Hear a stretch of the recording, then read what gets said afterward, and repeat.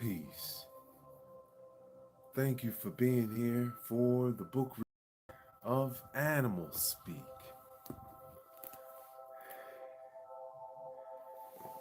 We're in chapter 2, and I wanted to briefly go back and make sure that I corrected myself on page 4. I want to read these before we go into chapter 2. Animal Speak by Ted Andrews. And down at the bottom of page 4, it says, "This book's purpose is fivefold. It will help you determine your nature totems. 1. It will help you in learning how to honor, attune, and invoke their energies more effectively into your life. That's 2. 3.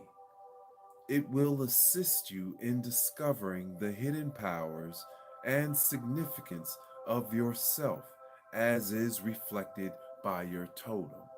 And that was 3. This is the add-in. 4.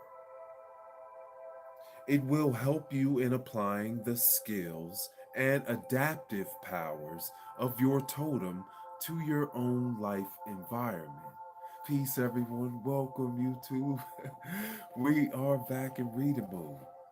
Animal Speak by Ted Andrews. And 5.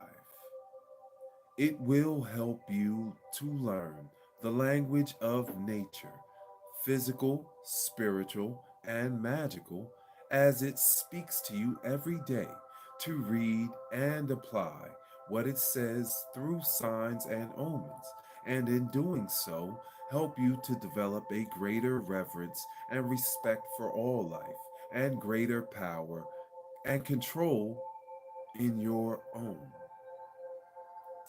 And that would be 5 and complete that. Those are the purpose fivefold of this book. Welcome. Peace, everyone. I know I came in early. I was excited. I was really excited. Look at this. Wonderful. Look at this. It's Kobe. The original Kobe. You see that? With the number 8. And what happens to be on the back, it was card number 16.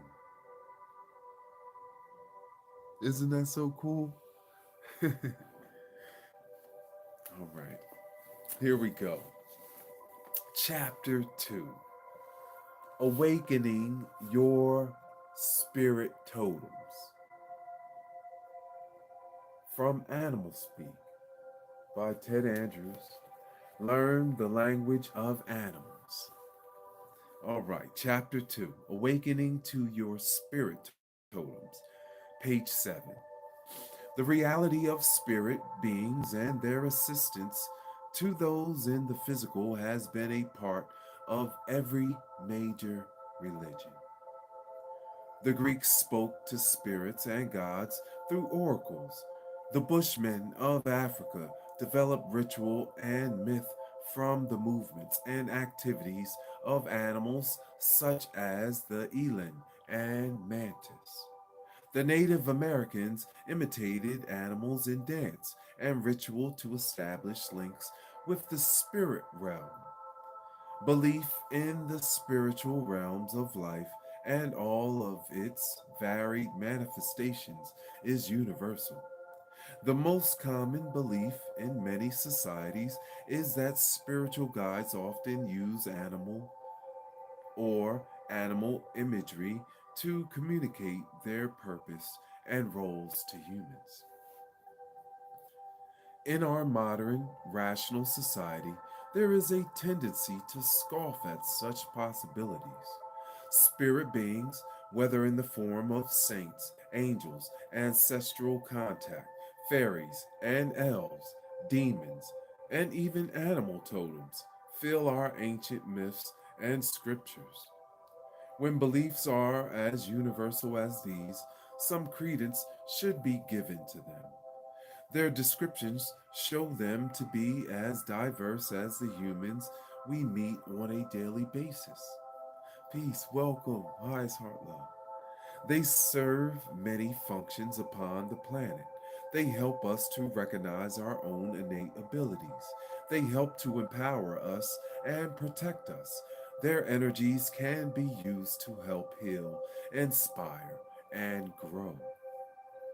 One of the most common forms spirit guides take are in the form of animals. Most ancient societies studied the natural world in order to understand the supernatural. Gods and goddesses were often depicted as animals. Throughout this book, we will examine how nature, in the guise of animals, is a means by which the spiritual links with the physical. We will examine the symbolic and mythical aspects attributed to animals and how that should speak to us personally. Welcome, YouTube. We're reading Animal Speak. We're on chapter 2 now, bottom of page 7. Thank you for being here. Thank you for the likes and subs, guys. Trying to get to 500 subs. A totem is in any natural object, animal, or being to whose phenomena and energy you will feel closely associated with during your life. In this book, we will be focusing predominantly upon the spirit totems in the guise of animals. The study of animal totems is essential for understanding how the spiritual realm is manifesting within your natural life. We can use animal totems and their images to learn about ourselves and the invisible world. We do not have to believe that these images and totems are beings of great intelligence, but there is an archetypal power that resides behind, oversees, and manifests through these creatures. These archetypes have their own qualities and characteristics, which are reflected in the behaviors and activities of the animals. A shaman works to reconnect conscious human life with nature and spirit through animal totems. The image of the animal helps the shaman to transcend the normal, waking consciousness so that he or she can more easily attune to the ethereal realms and beings. By discovering your animal totem, studying it, and then learning to merge with it, you will be able to call its energy forth whenever needed. You will be able to connect with specific archetypal forces and patterns through the animal and understand the patterns of your own life more effectively.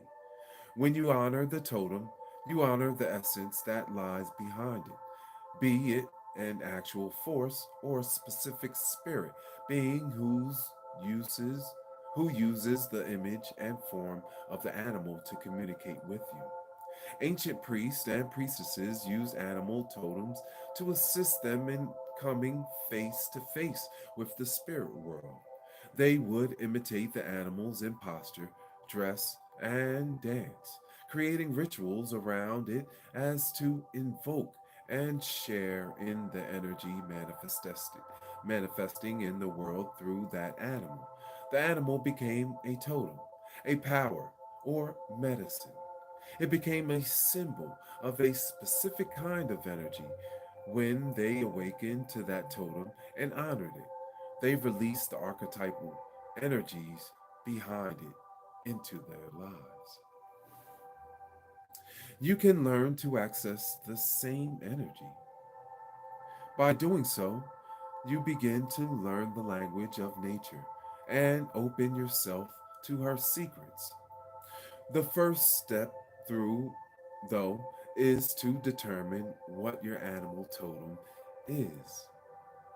Most are simple and require little more than increased observation and the application of your own creative imagination. That is what this book will help teach you. Most people equate the imagination with unreality. Nothing could be further from the truth. The imagination is a power of the mind to create and work with images. It is this ability which can open us to other realms, assist us in healing, help us to discover lost knowledge, and to open to higher vision. Through creative imagination, we begin to see the spiritual energies surrounding and interplaying with the physical world. What we consider imagination is a reality in some form on levels beyond the normal sensory world.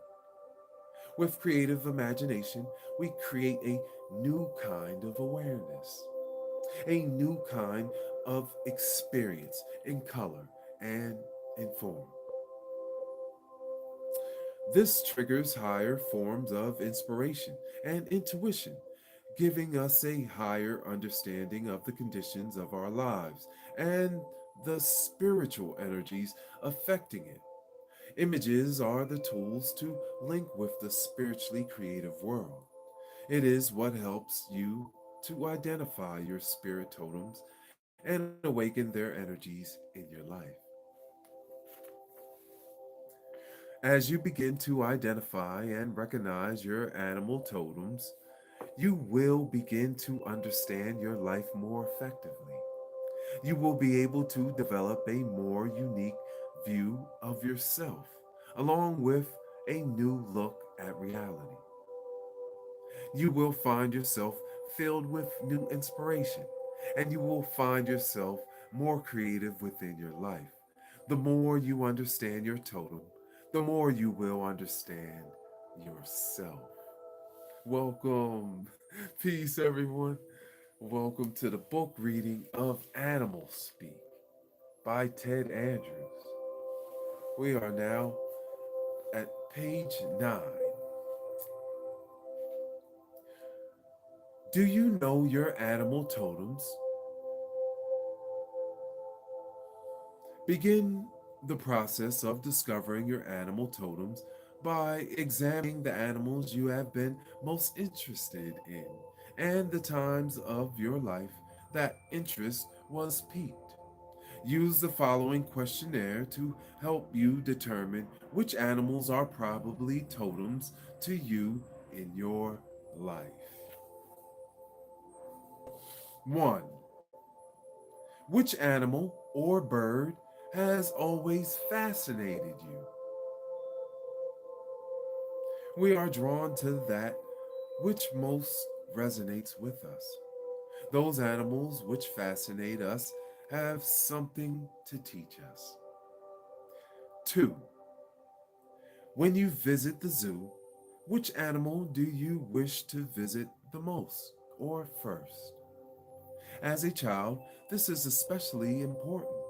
Children are more naturally open and thus are able to more easily recognize the animal that will be important to them.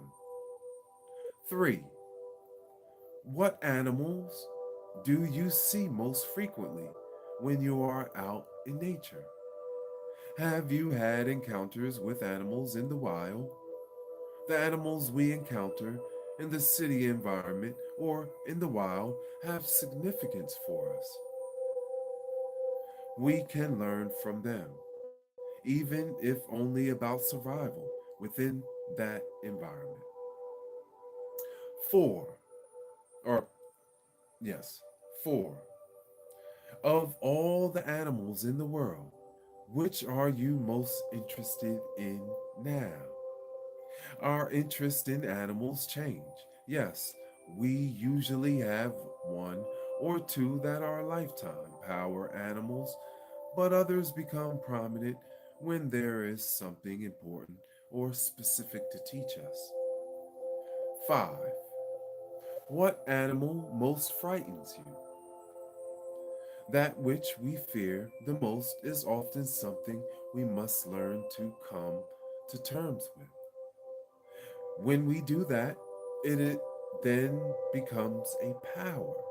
Some shamans believe that the fears will take the shape of animals, and only when we confront them without fear do their powers, medicine, work for us instead of against us.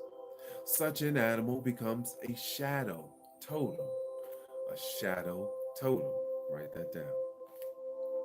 6. Have you ever been bitten or attacked by an animal? Historically, if a shaman survived an attack, it was believed that the animal was the shaman's spirit totem, and the attack was the totem's way of testing the shaman's ability to handle the power. 7.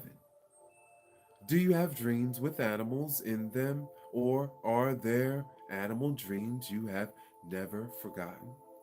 This is especially important if the dreams are recurring, or if at least the animal image in the dream is a recurring one. Children often dream of animals, and attention should be given to these animals. They will often reflect specific spirit totems of the child. The top of page 10, Animals Speak, Chapter 2. The basic of animal totems. Animal totems go by a variety of names. They are called spirit animals, power animals, totem helpers, and others. Regardless of how people refer to them, certain beliefs are common. 1. Every animal has a powerful spirit. 2. This spirit may be its own or that of a being who uses the animal image to communicate messages of the world to humans. 3. Every animal has its own talents. A study of its talents will reveal the kind of medicine, magic, and power it can help you to develop within your own life. Remember, every animal has a specialty. 4. Lifelong power animals are usually wild, not domesticated animals. There are a few exceptions, but even these exceptions are often just links to the true power animal. For example, people may have dogs or cats as totems. These have their own medicine and power, but the domesticated animal may only be a softened form of its wild counterpart. A dog may be a link to the wolf, coyote, or any of the wild canine family. A cat may be a link to a member of the wild feline family, such as panthers, lions, tigers, and such. For many, beginning with the domesticated form of the totem is a way of laying a foundation so that someday they will be able to handle and work more effectively with its true power form. 5. The animal chooses the person, not the other way around. Many believe that they can just choose an animal and start communicating with it. Usually, ego gets in the way at these times. The individual chooses the animal he or she believes is to be most glamorous and powerful, rather than what is harmonious to that individual. Welcome, peace. We're reading Animals Speak. We're on page 10, down at the bottom. The basic of animal totems. The results are ineffectual and often frustrating. No animal is better or worse than any other. Every animal's medicine is unique. It is always much better to be powerful in mouse medicine than to be clumsy and ineffectual in eagle medicine. You will find your greatest success in the animal that comes to you. Peace, highest heart, love, mystic freeze. Welcome. We are in chapter 2 of Animal Speak. We're down at the bottom of page 10. Thank you for being here. Highest heart, love. I got you. You're still at work. Highest heart, love. You're healing the people. Love, Mystic Freeze. Thank you. When I was about 4 years old, a spirit wolf came to me. At that time, I shared a bedroom with two older brothers and one who was 2 years younger. On this particular night, my father had taken my two older brothers to a ball game, and I was to sleep in the room alone with my younger brother. I was in bed when I saw lights against the wall. There was a soft film, and then an older woman and a wolf stepped into the room. I started screaming and calling to my mother, who came running down the hall and into the room.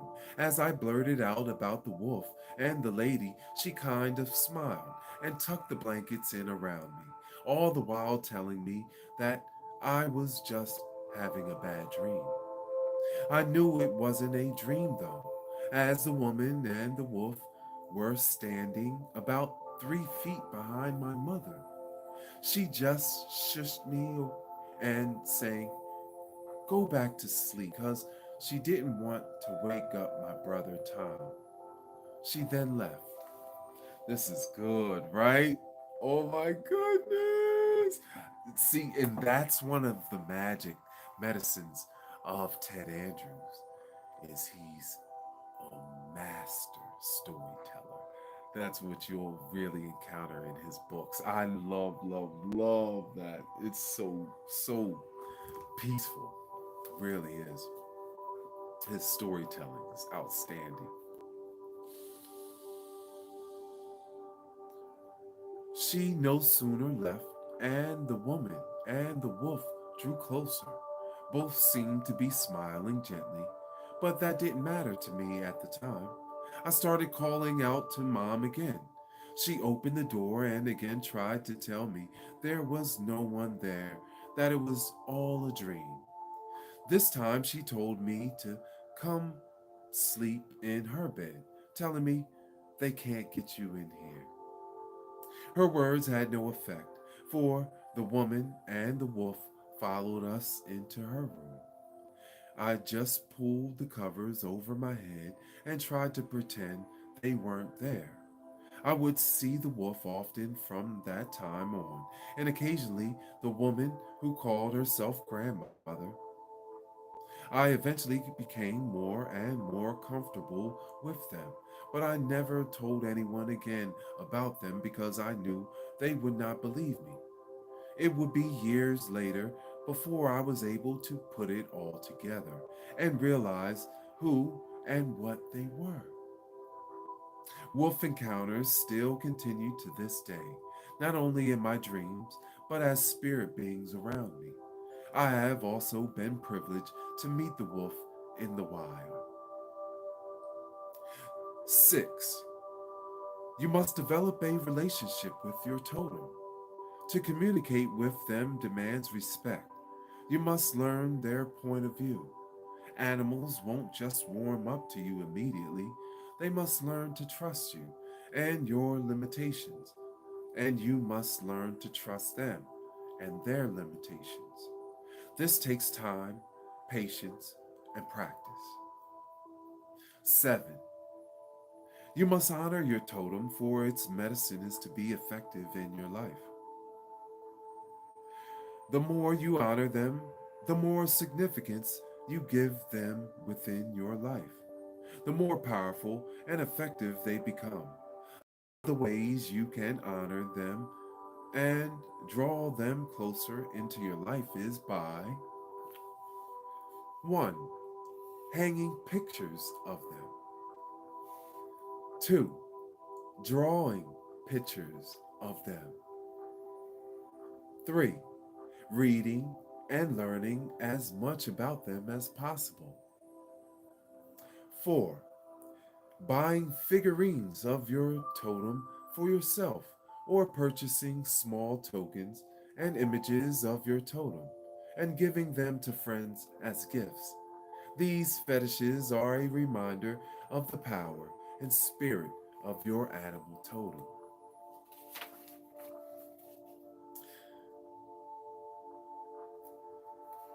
Yeah. Top of page 12. 5. Donating to wildlife organizations with time or money. And 6. Dancing to honor your totem is a powerful link. Learn to mimic its behaviors. If it's a turtle, learn to creep like a turtle. If it's a lion, learn to crouch like a lion. If it's a bird, imitate its hopping or flying. And most importantly, keeping the animal alive within your imagination. See yourself as the animal, using its qualities in appropriate places within your life. Remember that the imagination is a real link to your totem. 8. Once you learn to work with the medicine of your power animal, it then becomes a doorway to connecting with others of the animal realm. You are not limited to just one totem. Each can teach or add something to your life that the others can't. Working with your power animal will help teach you how to align with others. This way, if you need greater strength, you can call up the image and draw upon the energy of a bear. If you need speed, you can connect with the energy of the cheetah. Through your power animal, you learn to align with and shapeshift to the energies of other animals and beings.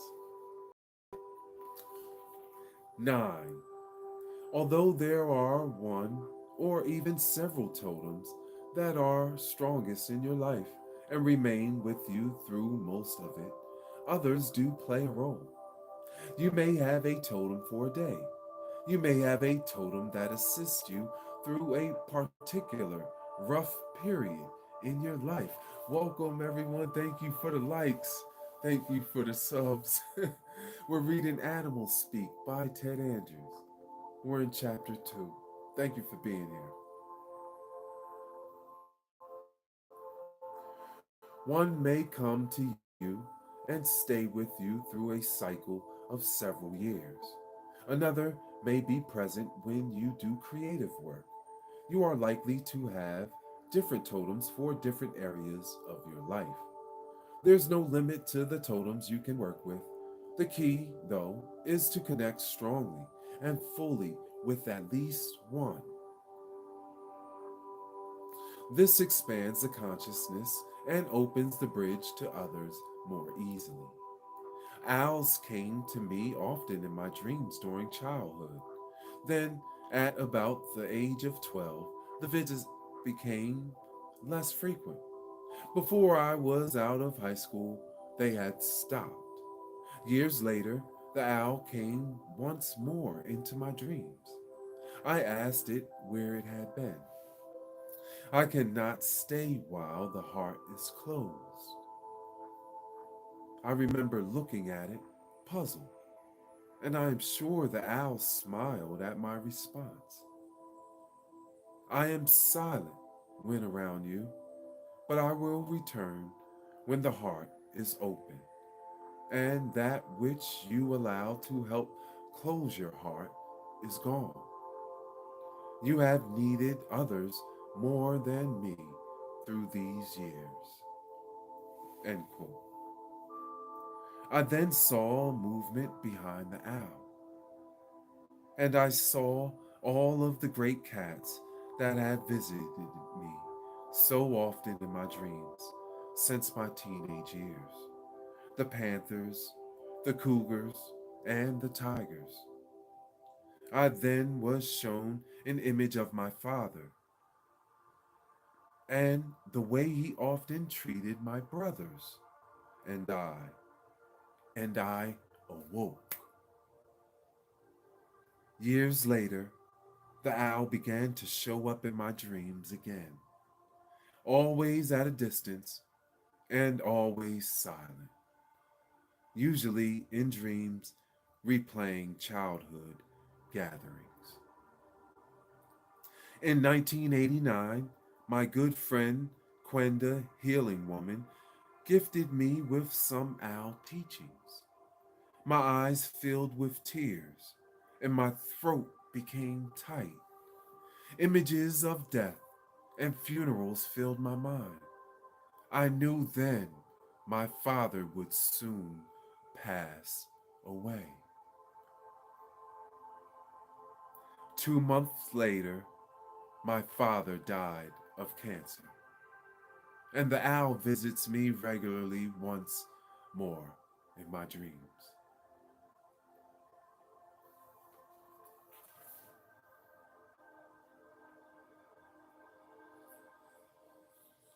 10. More than one person can have the same totem. I know a number of individuals who work with wolf medicine. There are common factors in the way each works, but there are also differences. The archetype, energies, and spirit reflected in the wolf will manifest for each uniquely because each person is unique. The role the totem plays will be specific in many ways to the individual. Individuals who are in close relationships may share a totem. That totem becomes a guide to making the relationship stronger and more productive. The totem may watch over the couple. Totem sharing is not limited to couples. Healing and meditation groups often share a totem animal to oversee the activities. A wolf is a totem that my wife and I both share. It works with each of us individually in separate ways, but also as a couple. A number of years back, my wife and I took a canoe trip at the time of my birthday into northern Ontario. On midnight of my birthday, we were awakened by distant wolf howls. This was unique, for they were rarely heard at this time of year. The howling continued off and on all night. Each time it picked up, it would come from a different direction. It was one of the best birthday presents I had ever received. On another occasion, we also made a trip to Superior National Forest, hoping to physically connect with a wolf totem. People visit Superior year after year with no wolf contact, but we felt if the wolf were truly our totem, we should have faith and try. As we prepared to leave the area, disappointed, a beautiful wolf stepped out of the trees and stood about 30 feet in front of us. It turned and stared, its eyes locked in on ours for what seemed an eternity. Then it crossed and followed us in the shadows of the trees before disappearing once more into the woods, leaving us thrilled and blessed. Meeting your animal totem.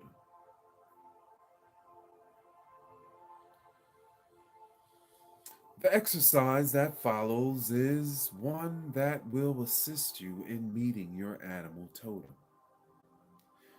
We will be using the creative imagination to help open the animal realm to you more effectively. Don't worry that you might be making it up. You would not be imagining it if it did not have some significance to you.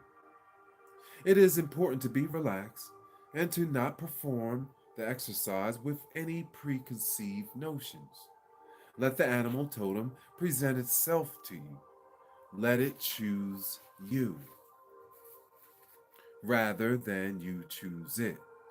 Keep in mind that the totem will have a symbolic significance to you. The more you learn about it and meditate on how it might reflect your own life, the easier it will become to access its energies. In exercises such as these, most people get into trouble with the interpretations of the images encountered. Your nature totem may be a bird, a mammal, or even an insect or reptile.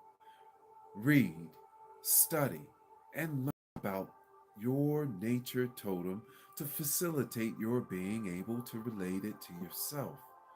Don't just accept the totem without question.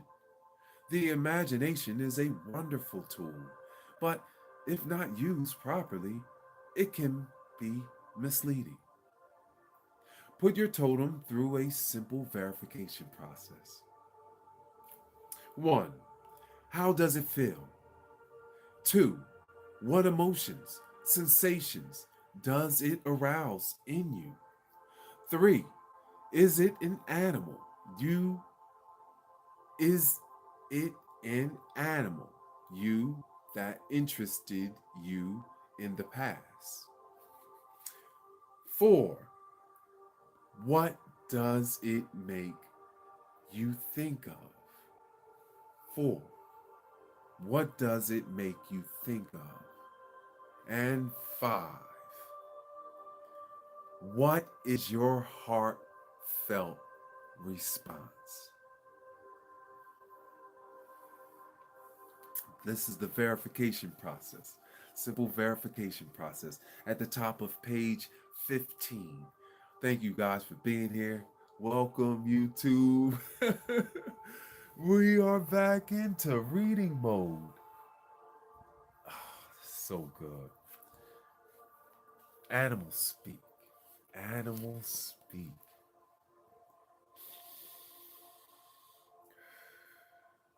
Do not haphazardly discard it simply because it is not as glamorous as what your ego may have wanted. The totem may be quite appropriate to you, but you will not know until you study and explore more closely the qualities and characteristics of it.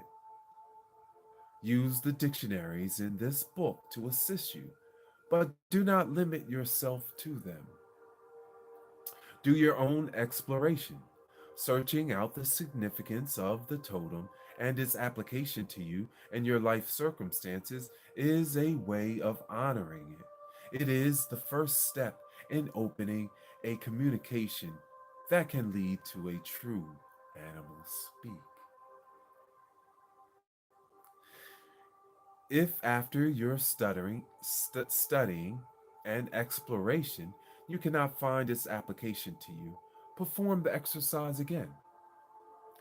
If you have a totem appear with fangs showing, or it is in any way frightening, simply come out of the exercise. There will be no harm. You can end wherever you wish. You can experience as much as you wish. Totems teach that there is but one moment, and you are in charge of that moment. Keep in mind, too, that frightening images are more often than not projections of your own fears. They may also be expressions of resistance. It is amazing sometimes how programmed we are not to accept anything that can't be rationally explained in the moment. Most people have some degree of programming of the idea. Better the devil you know than the one you don't. When you start exploring the inner realms and their play upon the outer world through nature, it can be a little disturbing. There is often a sense of being vulnerable and unprotected, of having no control. If you find yourself encountering fear and resistance, think about your favorite pet and imagine taking it long, along with you in the exercise. This will calm you, and its energy is always loving and protective to you on the inner realms. With exercises such as those that follow, individuals often wonder if they are experiencing a true shamanic journey. The difference is simply in the depth of experience.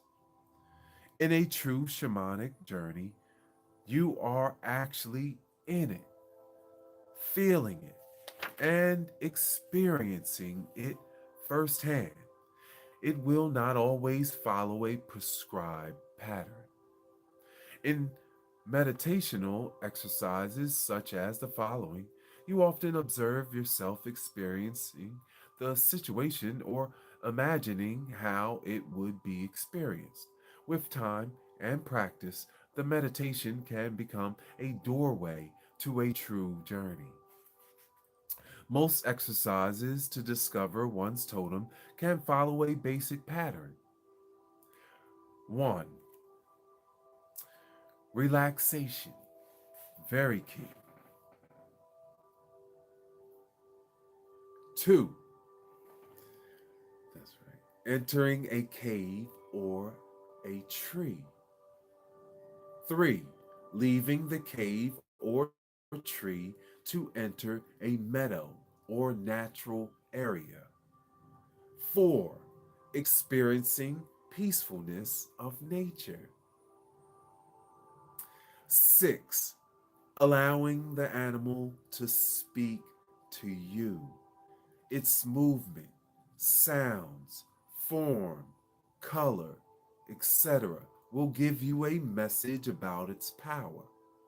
You may even hear its thoughts in your own. Allow it to tell you or show you how it has helped you in the past and how it will do so in the future. 7. Give thanks. Give thanks to it for making itself known and ask it for some tangible confirmation in the next week or so that it is truly your animal totem. Such confirmations can come in many ways. You may see its face in the markings of a stone. It may come to you in a dream. You may encounter figurines, pictures, or television programs on it. But if it is truly your totem, there will come some confirmation of its presence in tangible form, in a quantity that is more than a coincidence. 8. Move back to the cave or tree and step back through it to its other entrance point, then step out from it. 9. Take 4 or 5 slow, deep breaths and allow yourself to feel grounded and connected.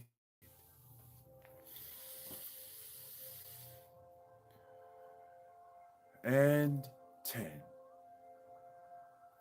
Begin your verification process. Research and study the totem and its qualities.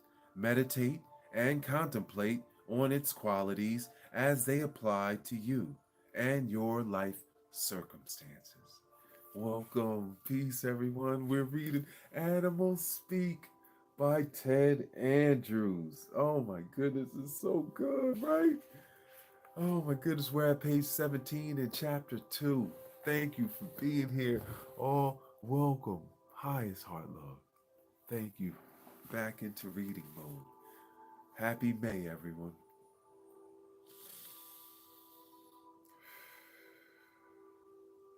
Preparation. Drums and rattles are effective instruments to use. Although they are not crucial, if drums and rattles are used, the rhythm should be slow and steady. You should allow the drum beat to lead you. I recommend you do not do any imagining. I recommend you not do any imaging, but simply sit and feel the drum beat for at least 5 minutes. This relaxes you and brings your body rhythms into synchronization with the drum. If you do not have drums or a rattle, you may use some soft music that is repetitive and non intrusive. Make sure you will not be disturbed. Take the phone off the hook. Lock the door and or do whatever is necessary so that you will not be interrupted. Make yourself comfortable, sit or lie down, whichever is easiest for you. But make sure your back is straight so that the blood can flow freely up the spine. Close your eyes and breathe deeply.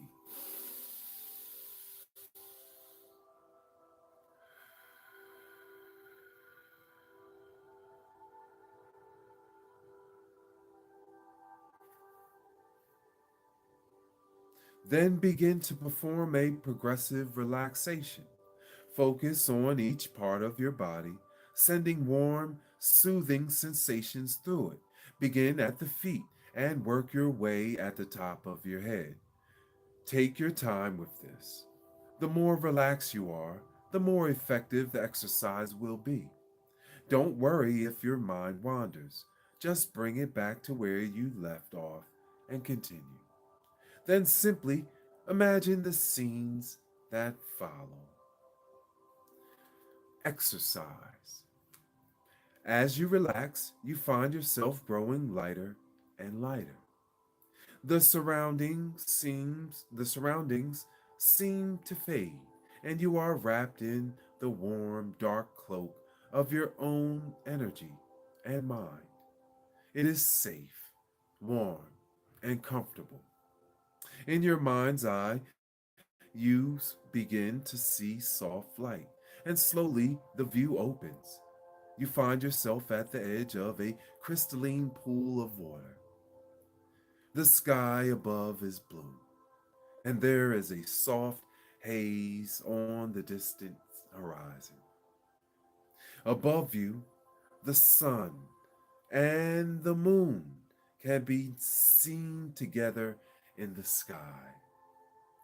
You are not sure if it is dusk or dawn, but you know it is one of those powerful between times at time in which there is a thinning of veils between the physical and the spiritual. To your right, at the end of the pool, is a waterfall. The spray from it is cool and misty, and where it touches the pool, water ripples outward, distorting all reflections. It gives the area a surreal appearance. You look about you at the green grasses and the distant trees, and all is silent. It is as if nature is in a state of quiet anticipation. You look back at the waterfall and you notice a dark area behind it. You move toward it, and as you stand close to the waterfall, you see a cave half concealed behind it. You step carefully behind the waters and into the muted darkness of the inner cave. You are surprised, for it is illuminated with soft torches. The light given off from them give the open chamber a warmth. Somehow, it looks familiar, and it makes you feel as if you were expected. To the back of that chamber is a tunnel that is also lit with torches. You glance over your shoulder to the area beyond the waterfall and then walk further into the cave. It is as warm and comfortable as it first appeared. And as you step further in toward the back tunnel, you feel a slight giddiness and a soft childlike laugh slips out. For the first time in a long time, you feel like a child, about to open and explore wondrous treasures of the world. You step from the chamber onto the path of a tunnel and begin to follow it slowly. It is well lit, and you are not at all uncomfortable. You reach out and touch the walls with your hands, and you are surprised at the warmth. It is as if you could feel the lifeblood of the earth itself flowing through its walls. As you move further along, the tunnel widens and grows taller. The torches are fewer and more distant, but you notice that it seems to be getting lighter still. Then you pass a couple of torches that are not even lit. You stop and touch them, just to confirm they have not recently gone out. And then as you look ahead, you see the reason. The tunnel has widened so greatly that the sun is able to penetrate almost 50 yards back. You can see beyond the end of the tunnel.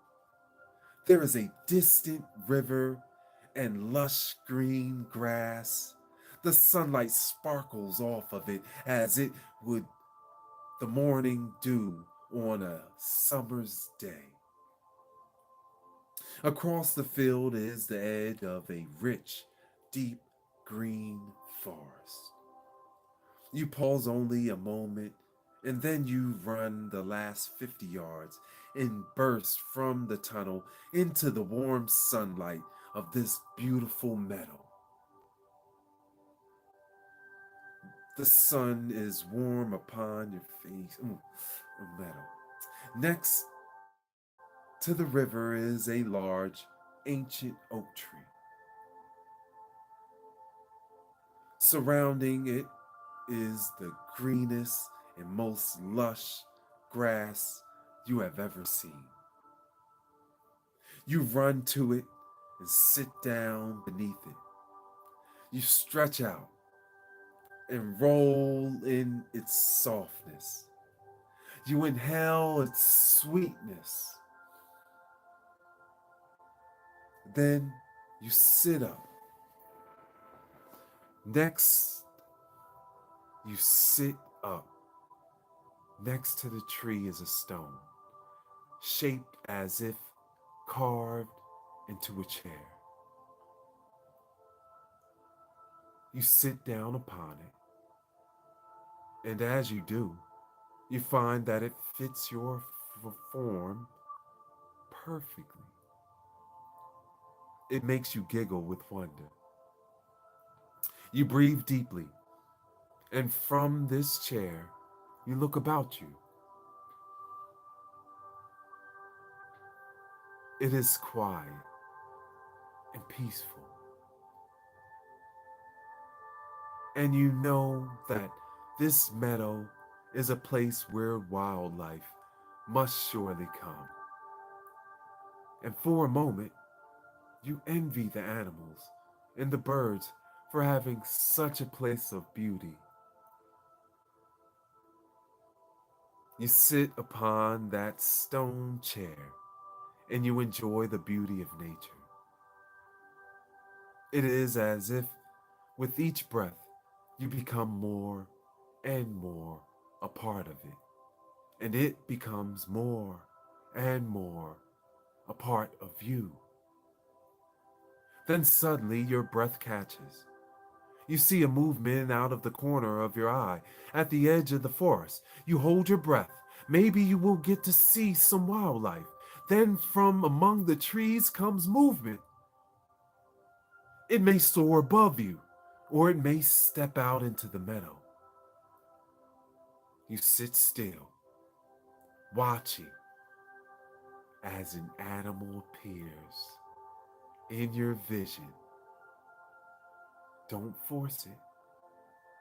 Allow it to show itself to you. And as it does, its eyes seek you out and hold your gaze.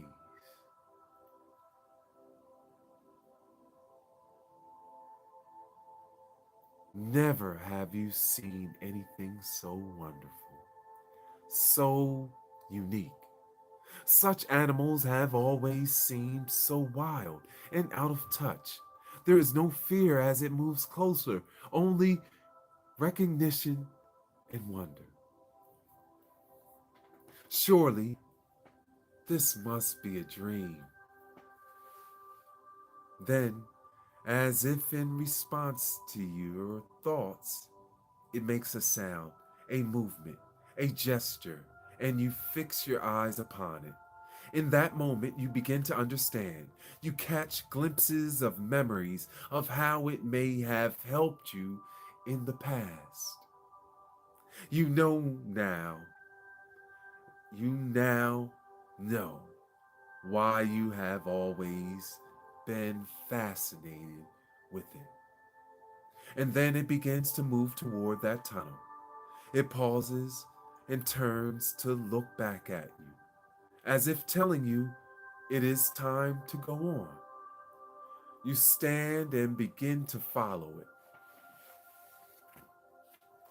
As you approach the mouth of the tunnel, it waits.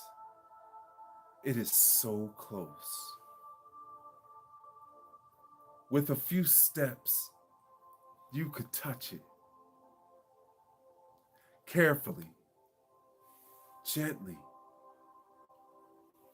you extend your hand out to it. But before your hand gets close enough to actually touch it, it jumps and is heading back to the edge of the forest. It pauses, looking back at you once more, and then it disappears into the green.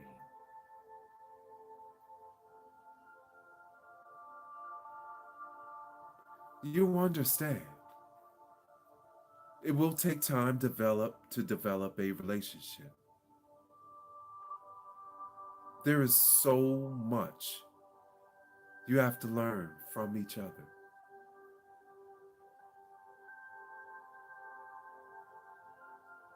Until then, you must be patient. You smile a sweet sadness and then move back into the tunnel, following it back to the waterfall. As you step from the cave and behind the waterfall, you look into the crystal pool. You see your reflection rippling, and then behind your reflection, you see the form of your animal totem. You catch your breath and you laugh, thanking it for opening to you. As you do, its image disappears, and the scene around you begins to fade. You are again in the warm darkness of your own mind. The image of your totem is strong within you as you breathe deeply and allow yourself to come back to your surroundings. And that completes chapter 2 of Animals Speak by Ted Andrews. And this is the beautiful painting on page 20.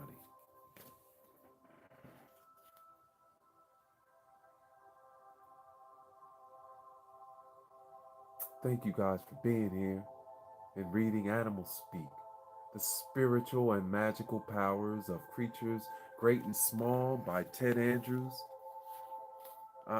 Man, I'm your moderator and narrator, Uriel, NEVEU, Riley. Thank you so much for being here with us. We will be back soon with chapter 3 of Animal Speak by Ted Andrews. Hi, it's Heart Love. Welcome. Thank you for all being here. This is going to be a beautiful journey. Hope you love the reading. Thank you guys for being here. Thank you to my mods. Hi, it's Heart Love. I'll see you soon, all right? Peace. Thank you. Peace, everyone.